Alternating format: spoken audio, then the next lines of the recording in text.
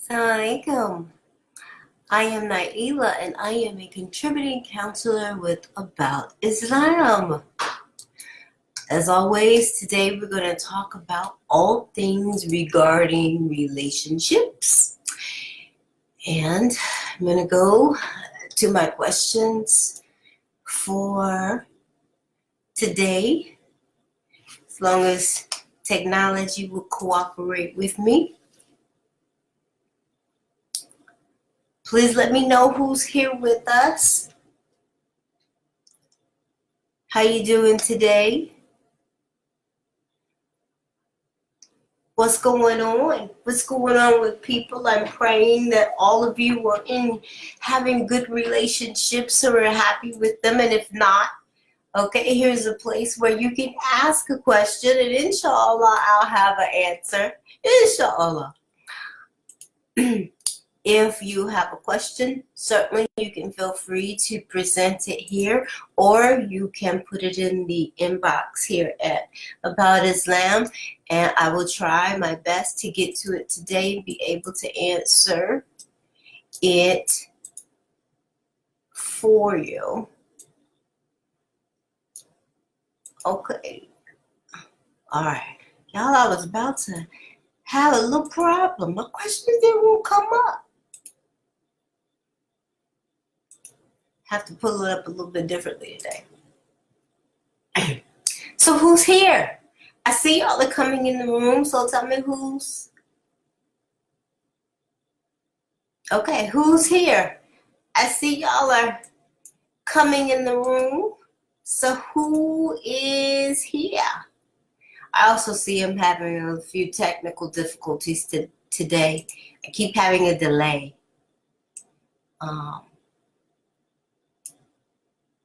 For when I'm trying to pull things up.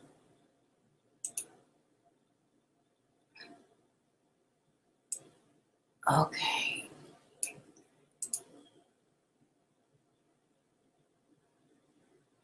I'm having a slight delay today, so please bear with me.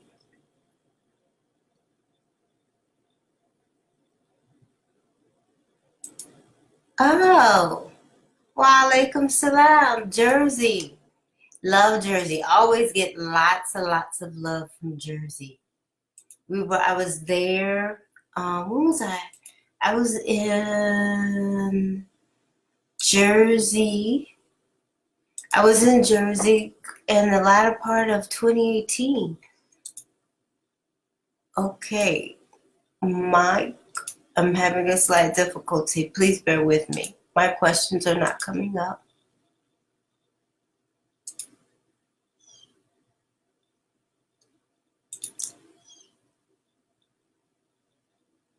Having a problem opening up the document. Okay, what's the subject for right now? The subject for today is relationships. That's pretty much what I know best. So that's what we're going to talk about. Do you have a question? Please present it. I want to hear it. And I'll do what I can to try to answer it. Okay. So the question is, I have a crush on a girl in my class. I know I can't act on these feelings as it is haram in Islam. So how do I deal with this? And I think that this is a good one. And I think part of one of the issues that I'm having with the wording here is that, okay, one, for us to be mindful that, feelings are not haram, that it is normal to have a physical attraction to someone, and it's normal to see someone and to literally have a physiological response where your body will see something or see someone that you're attracted to, and your body will literally have a response. And this is one of the things that we don't talk about, especially with young people, so that they can understand that when they see someone that they are attracted to, that having these responses is not abnormal. Now, the other part of this that we don't talk about is, what do you do when you have this response? And where he said it's haram to respond. No, some responses are haram. Because it wouldn't be haram if you are of age and you have the means and this is someone that is permissible for you to approach them for marriage, because that too could be a response, and there's nothing haram about that at all. So, but if that's not going to be your choice, then what is it that you do with this? Well, the thing that you do is that you accept that this is what has happened to you, that you accept that in this moment, that despite how Muslim you are still a human being having a physiological response to another human being. It's the same way if we see someone and we feel happy. That's a response. Your body is having an emotion. And this is what happens when you have a crush. Your body is having an emotion. Even for myself, I love seeing examples of humane treatment. I can see someone do something that is so kind, and I will be so touched and moved by it. I might shed a tear, y'all. I might shed a tear. That's a response. And we believe that when we have physical responses that may involve our private parts, that this means that something is wrong with us. No, it means that you're human. It does mean that we have a duty and responsibility, though, to self-manage and to be able to control ourselves in those instances, so we don't do anything haram, so that other people around us won't be uncomfortable with our response. This is what we have a duty to. But the first thing is just accept that this is normal. This is what a human body does. That it means this is my cue that my body is functioning normally, and to then ensure that you don't act inappropriately in response to that. All right? So that's going to be my response to that. I'm going to look and see, make sure. Someone says true love starts after marriage. I'm going to say that's true in the context that Allah says He creates the love between a husband and wife. So yes, if Allah is going to create the love between a husband and wife, then that love really doesn't itch you really good. Doesn't get good until after marriage. And the love that Allah can create, I mean, wouldn't that be the best thing for us? I mean, what would be better than that, than love given to you by Allah? Because the things that we do with love as human beings, very often we think love is supposed to feel a certain way, and that love is supposed to feel that way all the time. And that is so, so not true. All right, so here's another question. It's been 2.5 years, and I've been in love with a married man. His wife has one son. We've been seeing each other many times in the park to hug and to kiss each other. And whenever I'm at home, I message him. He never responds to me, which upsets me because I'm in love with him. And whenever he's not in a good mood, he tells me what has happened, such as when he and his wife are having a fight, but then he never really opens up to me. Whenever he wants to see me, I always go and I see him as I'm vulnerable. I don't know whether he's happy with his wife or not, or whether or not he wants to use her for visa. I'm afraid, as he is not as he said he is not using me, and he said I'm not his secret girl. It's really difficult for me because to leave him as I have feelings for him, and I'm already upset and I'm crying, and I know that this is not acceptable, but this is how I feel. Again, this goes back to what I was talking about earlier about having a physiological response. But this is also someone who has developed an emotional attachment in what is literally a haram relationship. And what do you do in these instances? The first thing is that for us to follow the sunnah and the advice of Islam, and that is not to be in these situations. First thing is to act from prevention. But let's say, as in this example, you're beyond that. They're already there. We can't prevent it. It has happened. But at some point, we do have to put in prevention. I want you to think about it like a fire. So let's say you don't have a fire alarm and the house catches on fire. All right. So the thing is to prevent the fire.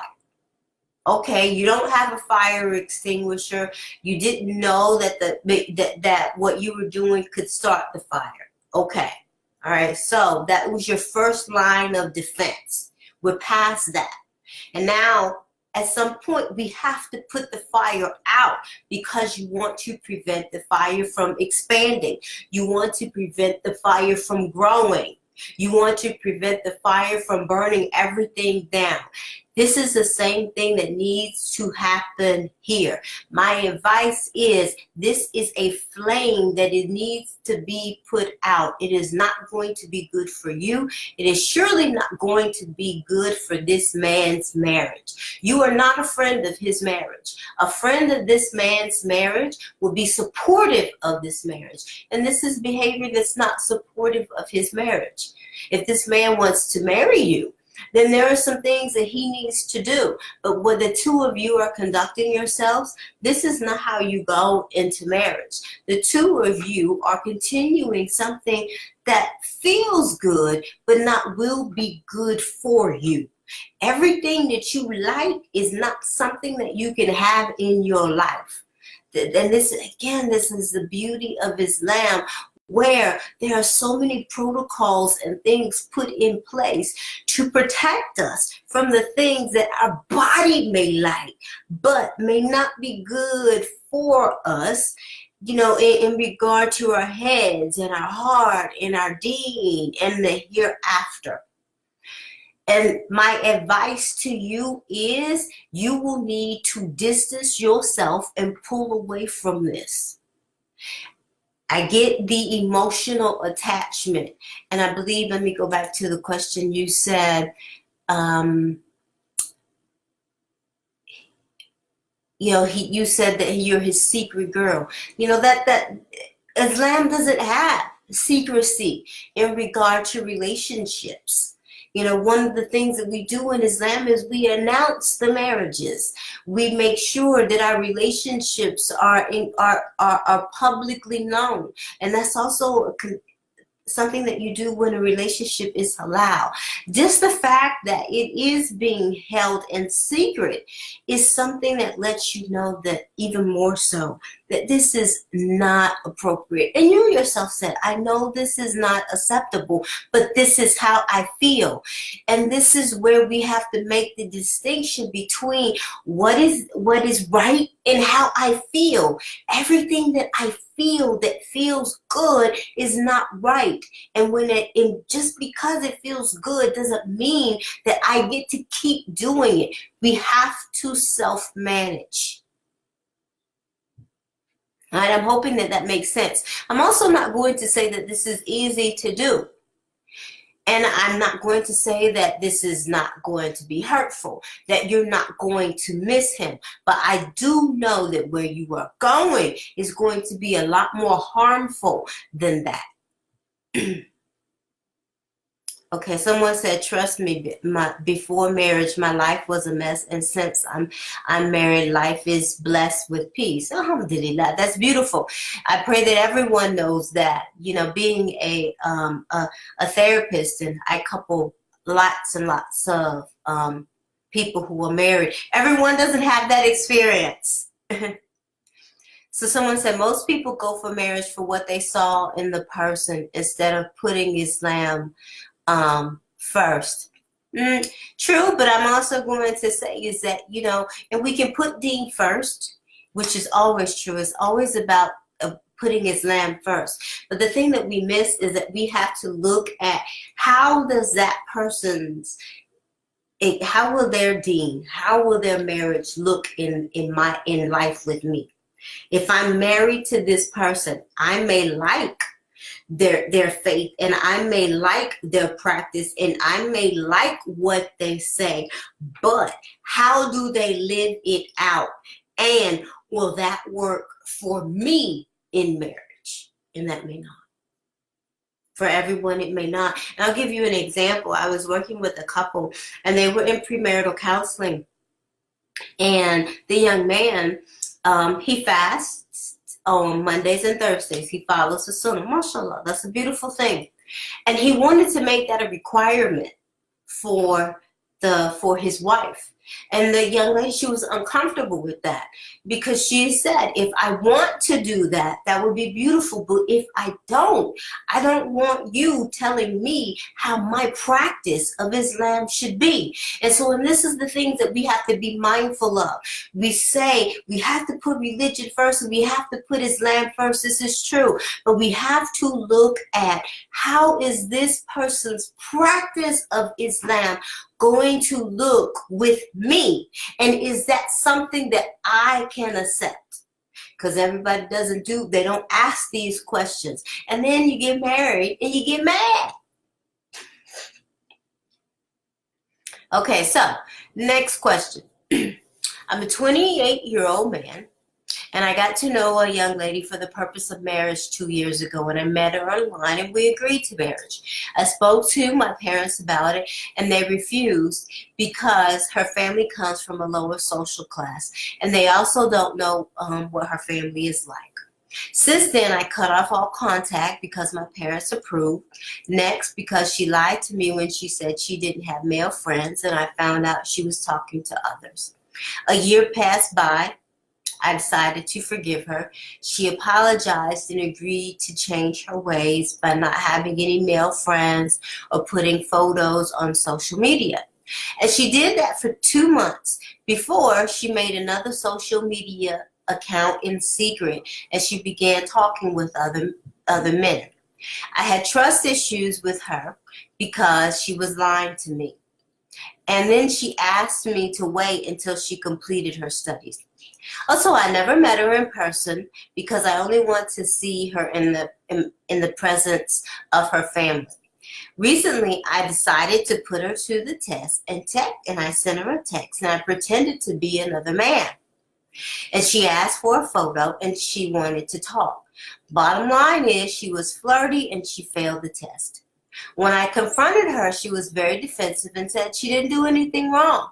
And I decided to end the relationship because she gave me false hope that she would change her ways. Now she tells me she's sorry and she will strive to change if we start anew. And I haven't responded yet. I treated her as my only female friend, and I deleted all my social media so that there were no doubts. And because of what happened, I feel insecure, and I tried to make her feel better about the deen because also she did not pray. And I'm in two minds about whether or not I should give her another chance or I should leave her at that and find someone else. Now, this is another instance of where someone has an emotional attachment. They like someone, but is this a person that you can fit into your life? I do believe that he must. It sounds like he likes the conversation that he had with this young lady, and she must be entertaining and she must be fun on the phone. But who is she off of the phone? Is this someone who you can trust? Is this someone that your parents would approve of? Is this someone that you can begin a life with? And the person that you keep talking to on the phone keeps saying and showing you that they're not. And so when people show you who they are, folks, we got to believe them. If this is who they are virtually, if this is who they are when they communicate on the phone, then this might be someone who you may not be able to bring into your real life circle. We have to set up limits and we have to set up boundaries that when we begin these online communications, that when that online communication shows that, you know what, that's a boundary for me, that don't go there. And also be mindful. I want to go into something else because, right now I believe that many of us would agree on, there are a lot of things right here in this perhaps in their communication that many would consider Islamically inappropriate. So I want to point that out. But again, we're talking about people who, if we don't have some preventions in place, that they go to the next place. And that's what has happened here. And so you go to the next place and you have this emotional attachment. But the other thing here that has happened is, in this instance, this young man, he decided, you know what, I'm not going to talk to anyone else. I'm going to conduct myself a certain way on social media, and I'm going to be invested with this person. That is a commitment that you made with yourself. Putting that commitment on someone else, yes, you can make the request and you may want them to follow through, but they might not. I'm going to repeat that. They might not. That's an agreement that you made. And very often what we do is that we make agreements, we make sacrifices for someone else, and we want that person to reciprocate it. And perhaps they can in their way. This is something that she's not able to do in the way that you are expecting. And so in real life, in real time, this is someone that really may not also be able to give you the relationship that you want in the way that you would like to be loved. And that's not fair. All of us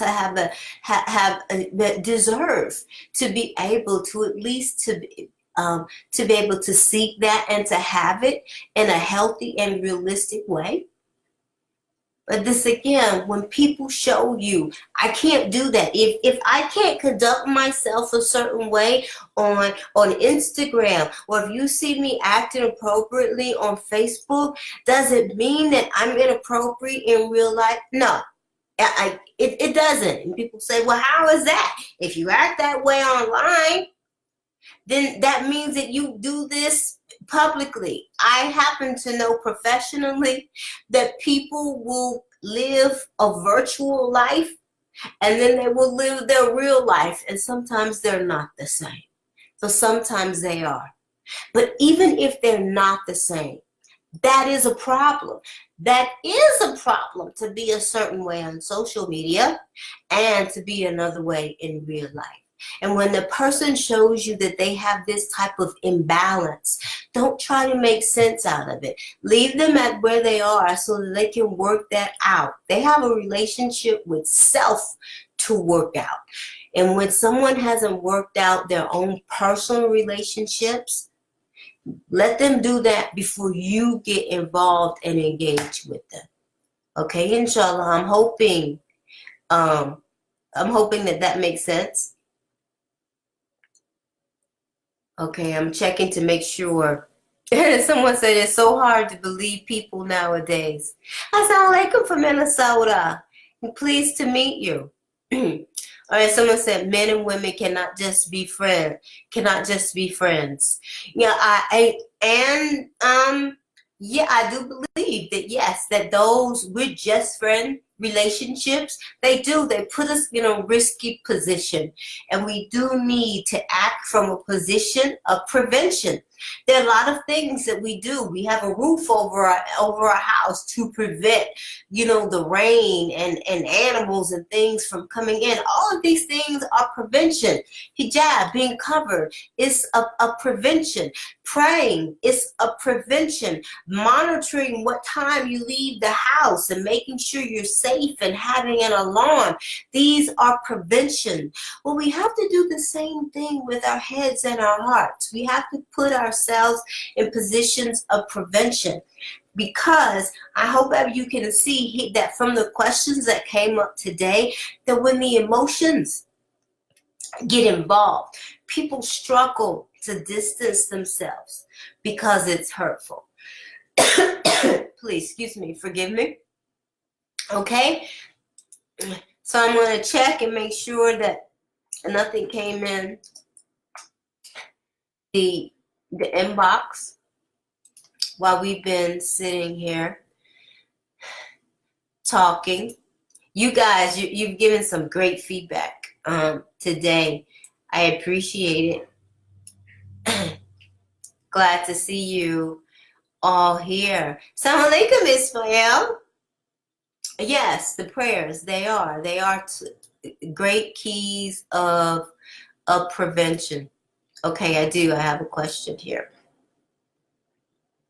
It's a long one. Ooh. Wait a minute. I'm trying to get to it.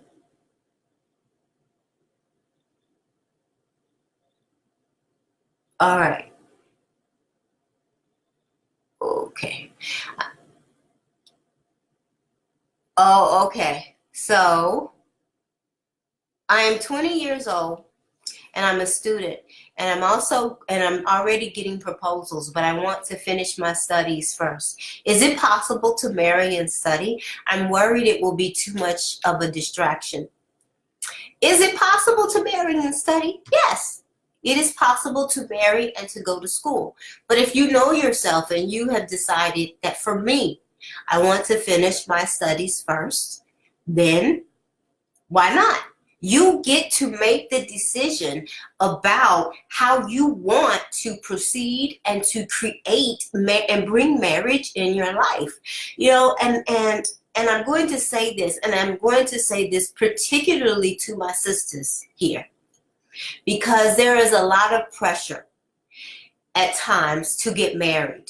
And sometimes people marry out because of that pressure. If for whatever reason you know yourself and you know that you are not ready for it, because someone asks you for marriage, that does not mean that you have to respond by marrying this person. You don't. Please do not allow someone's interest in you, be you man or woman, to put you in a position where you feel obligated. Well, I have to. They keep asking. It must be time. I need to do it. I'm young. I want to have children.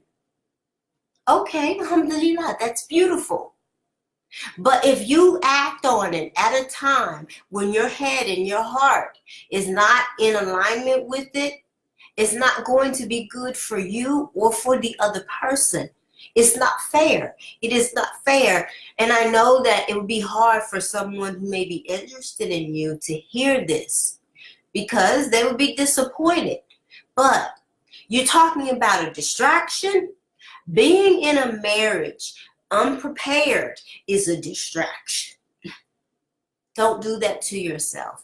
I'm going to tell you the truth. Don't do that to the ummah. And why do I say the ummah? What? Because we have way too many divorces in the ummah. So if you know that, if you have decided, we tell men, oh, why are you getting married and you don't have your money right and you don't have your deen right? Well, there are other things to do. That's a basic foundation. There are other things to do other than your money and your deen. What about where are you mentally? Where are you emotionally? Do you have childhood issues that you need to work out? Do you have some family issues that you need to work out? Do you have some studies that you need to finish? Is there a goal or something that you want to accomplish? Do those things. Do it. You make the decision of how you want to create marriage in your life. We do it for so many other things. We say, well, I'm going to take these classes and I'm going to do this first and then I'm going to this. I'm going to buy this car and I'm going to save up this amount of money and this is the type of car I would like to have. And we put a plan in place. But for marriage, we believe, oh, no, someone asked, I'm of age, I'm Muslim. Yes. No. Do your due diligence. Okay, inshallah, those things make sense. Okay. All right, so thank you. Thank all of you for joining me today. I will be back at the latter part of the week. And you're right. A lot of things are happening in social media. And, you know, social media is beautiful because, look, social media brought us here today. But this is a way that it can be used appropriately. So it does have its benefits. We have to put preventions in place. Thank you so much. I will be back in 2 weeks. And tell your friends, share this video, leave your feedback, and we're going to see you back here. Please visit the website and the aboutislam.net. Come back to the page. There are always other beautiful topics and other Facebook Lives going on here. All right. Assalamu alaikum.